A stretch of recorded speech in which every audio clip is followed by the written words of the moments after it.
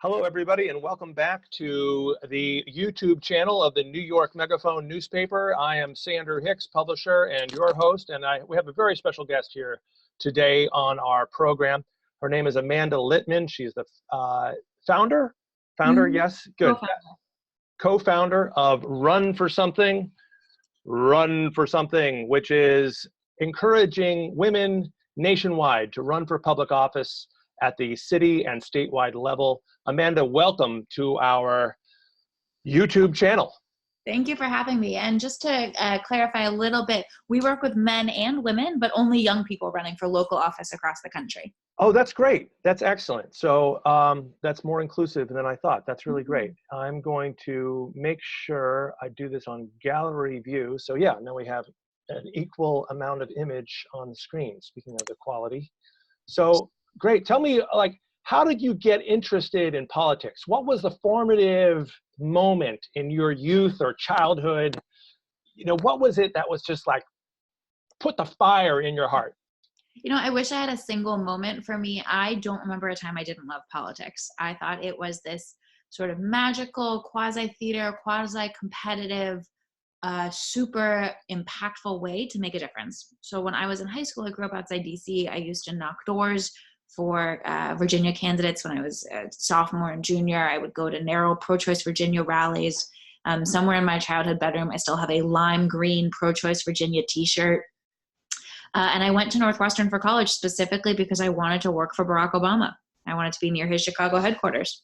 Wow. Wow. And then you eventually worked on the Hillary Clinton campaign. You were her email director. I was her online fundraising, volunteer recruitment, supporter engagement sort of manager. I ran her entire email program. Right. And I met you at the breakfast we had at the Nation magazine, which was great. I mean, I think you did a great job speaking there from the heart and occasionally using cuss words and only who we are, you know? Yeah, being who you are, exactly. And it seems I don't know, I guess we all have mixed feelings about Hillary Clinton. What are your feelings about 2016? You know, it was an honor and privilege to work for Secretary Clinton. It was the hardest thing I'll ever do. And that includes standing up my own organization and writing a book while I had knee surgery and any number of other things. She is one of the smartest, most competent, most qualified candidates the president will ever have. I think it's really disappointing that we weren't able to get her across the finish line. But it is heartening to know that women across the country have not taken that standing down. They are sitting down. They are standing up and ready to sort of fight back and take charge in a really meaningful way. Great, great. So how big is Run for Something? So we, since launched about 2.5 years ago, have now recruited more than 30,000 people who say they want to run for office. We have winnowed those 30,000 down to about 700 superstars, 650 of which were in the first 2 years. In those first 2 years, we've elected more than 200. So there are now 200 Run for Something alumni in local office across the country. Wow, those are amazing stats. So 200 wins. What are some of your top of mind candidates who have won, and what offices are they holding? So here in New York, we had a whole bunch for the state Senate and a couple in state assembly, including Alessandra Biaggi, Jessica Ramos, Andrew Gurnards, Eleanor Myrie, which I'm so proud of. I think it's amazing work that they did, especially beating out IDC members, right, and flipping a seat red to blue in the general. Right. For those listeners and viewers who might not know the intricacies of New York State Democratic Party politics, the IDC was a very centrist wing that was voting with Republicans, and a lot of them got swept out of office recently in the state Senate races, including a candidate I canvassed for, Julia Salazar. Yeah. Yeah, little tangent there, just keep everybody on the same page. Cool. Cool. A few others across the country. In Texas, Lena Hidalgo, the new judge of Harris County, judge being in a county executive position. So she's now basically running the third largest county in America. She's a 28-year-old Colombian immigrant, went to Harvard Kennedy School, super sharp, really excited to see what she's going to do in Texas. Ana Escamani down in Florida in the state house. Dave Hutchinson, a new progressive sheriff in Hennepin County, Minnesota. Any number of amazing candidates in Colorado, Nevada, Arizona. Breonna Tattone, the first transgender lawmaker in Colorado, which is really right. Great. Hunt in Nebraska, who's currently advancing bills to ban revenge porn in the state. And there's really meaningful progress being made. What is revenge porn? Do I want to know? Revenge porn is when, for example, an ex-boyfriend might post photos that you had sent him, that one would have sent him, that were meant just for him, that might now go public. Right. That's legal now? In some places, yeah. And Let's move on. Yeah, crazy. It's a crazy world we're living in. Good news for me, at least, I voted for Bernie Sanders in the primary, and Bernie announced again. So we could talk a little bit about the campaigns that you're not involved in, which are the presidential campaigns, at least not right now, right? Because you guys just tell me about the decision. First of all, let's get this out of the way. Why only run candidates for statewide and citywide office at Run for Something? So we're even more local than that. We do state legislatures, so school, state senate, state house, and things like municipal and countywide. So school board, library board, city council, university boards of regents, that kind of thing. What we Because do, you're an anarchist. something like that.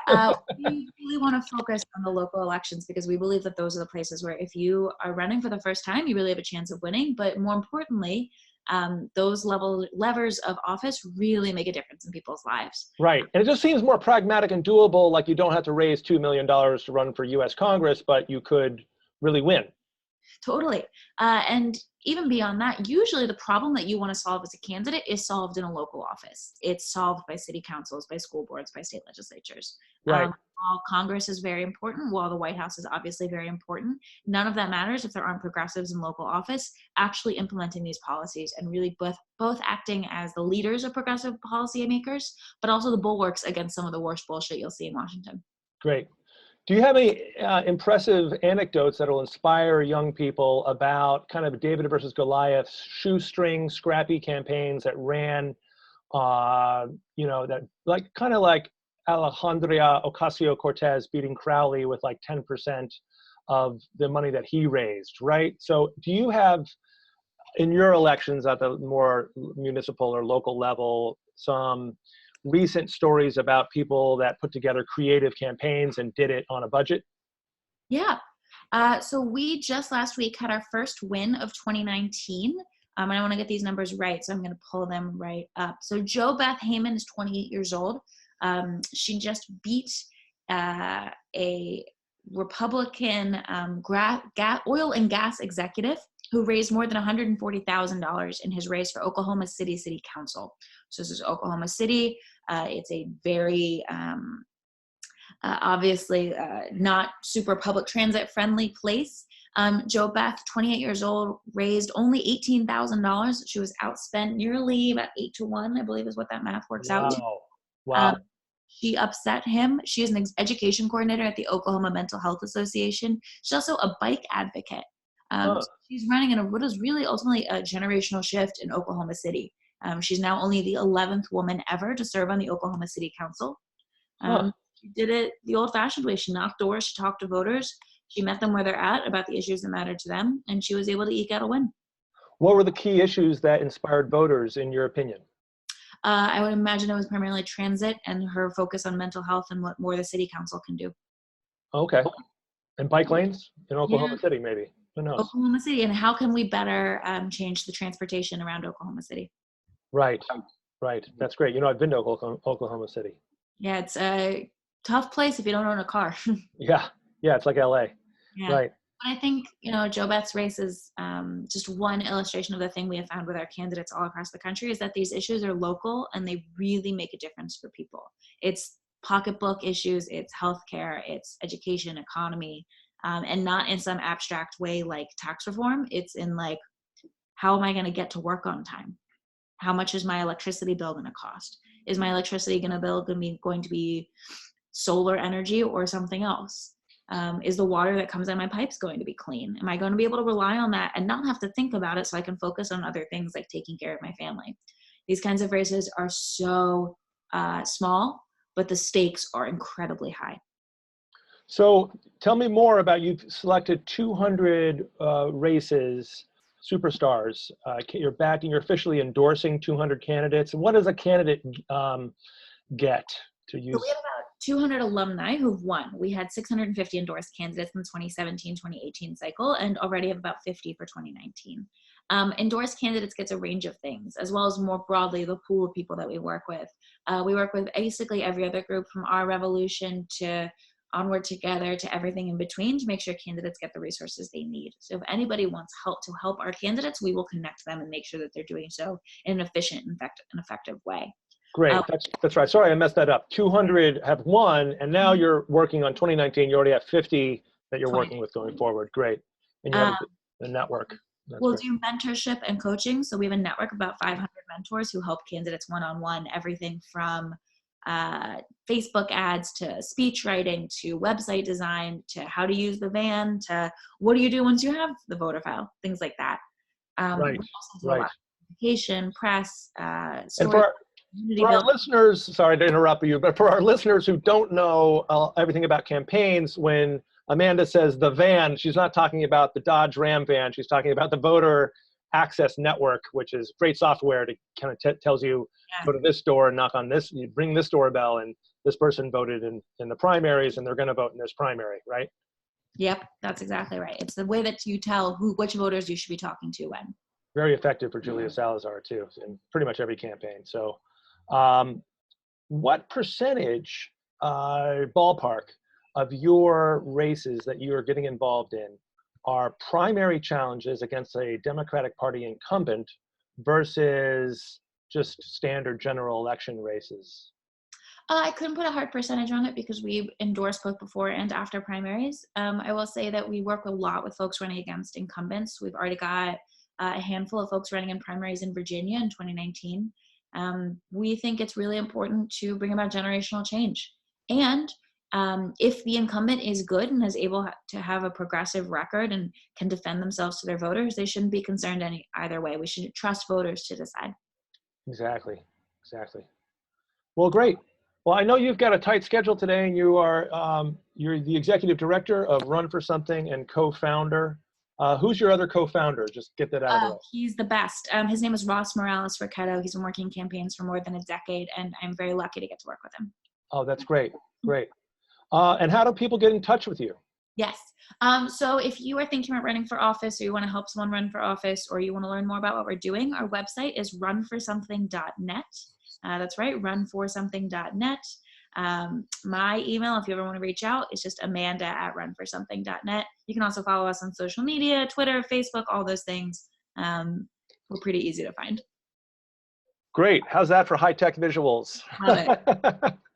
Great, Amanda. Thank you so much for taking the time to speak with us today. And I just want to create the possibility and give good energy to any young people thinking about running as progressives, as revolutionary, nonviolent revolutionaries, peace and truth, and reforming our country and getting it away from hate and heat and global warming, and being the change that we want to see in the world. And so bless you for your work, Amanda. Thank you so much. Thank you. Okay, bye-bye. Bye, thanks.